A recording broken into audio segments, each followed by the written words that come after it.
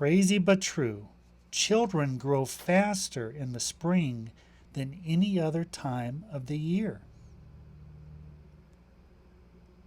Crazy but true. Do you want to know what the temperature of the air is around you? Count the number of times a cricket chirps in 15 seconds and then add 37. That will give you the air temperature.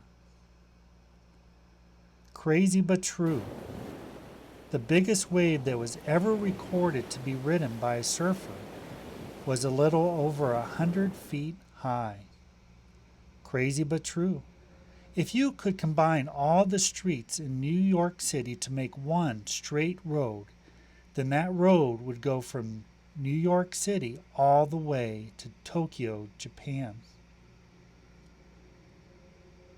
Crazy but true. Ketchup didn't start as a condiment for fish fries, but as a medicine purported to heal people. Crazy but true. The first modern Olympic marathon was in 1896 in Greece. It was won by Spiridon Lewis, who was Greek.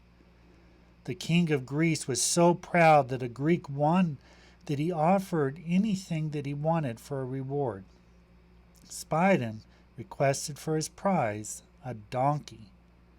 And that crazy but true story brings us to a crazy but true story from the Bible, Balaam and his talking donkey.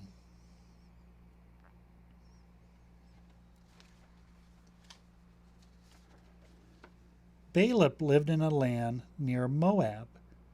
He was a prophet for hire, which meant that people thought that he could curse or bless people and that they would pay him to do it.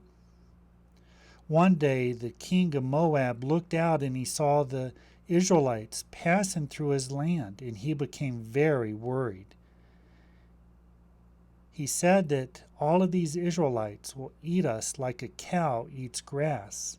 So Balak sent to Balaam messengers offering the prophet money if he would curse the Israelites. Balak's messengers offered Balaam money to come and curse the Israelites. They said, "We believe those you bless are blessed, and those that you curse are cursed," they said, and they offered him money to curse the Israelites. But that night the Lord spoke to Balaam the prophet and said that he was not to curse the Israelites because God himself had blessed them, that he could not accept the money to curse the Israelites. But Balaam was offered even more money than by King Balak, who sent messengers again. So Balak started on his way to sea. But when he was on the road, an angel of the Lord stood before him. The donkey could see the angel with a sword drawn, but Balaam could not. So the donkey went off the side of the road to avoid hitting the angel. This made Balaam very mad, so he beat the donkey and he got on again. But again the angel with the sword stood before them.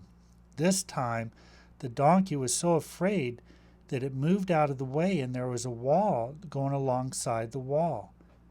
And so Balaam hit his foot. Now he was really mad at the donkey. But then God gave the donkey the ability to talk. The donkey said to Balaam, "Why are you hitting me? I have been your faithful friend, and now this is how you treat me by hitting me?" Then the angel appeared so that Balaam could see him as well, not just the donkey.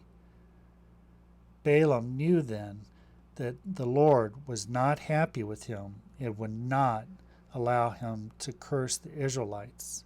So Balaam did not try to get the money and curse the Israelites.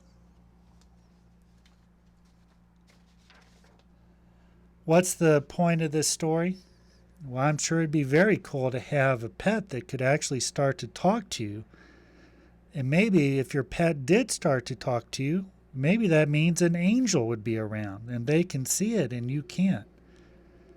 But more likely, it means that just because you're mad doesn't mean that you are right.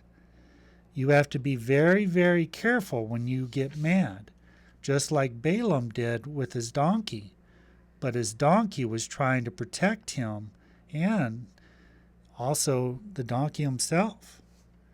So be very careful when you get mad, because even though you're mad, you might be wronged. Often we think we're right when actually we're wrong, or at least not as right as we think that we are.